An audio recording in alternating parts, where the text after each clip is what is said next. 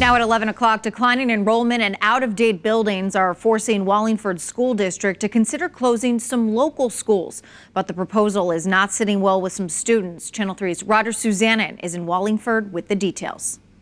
By the time the Wallingford School Reorganization Plan goes into effect, Lyman Hall Jr. Drew Bernard will have graduated.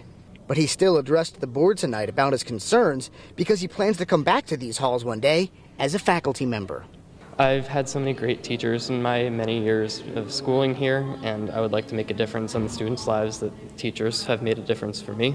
Drew is worried about the future of the district because 2 of the 6 plans that school board leaders are considering call for merging Lyman Hall and Sheehan high schools. He believes that would be a big mistake and lead to large class sizes. Students would fall through the cracks, and ultimately I think it's bad for personal development as well as education. The majority of people who spoke at tonight's public meeting agree with Drew, including the president of the local teachers union. A lot of our school districts in the area have really large high schools, and they said that the morale is terrible in those schools.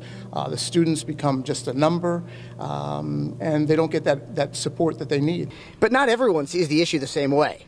Lyman Hall freshman Kira Reed thinks consolidating the high schools would lead to more athletic opportunities and help the district deal with the fact that the number of Wallingford students keeps going down. The enrollment decline is a huge issue, and not many people are seeing that.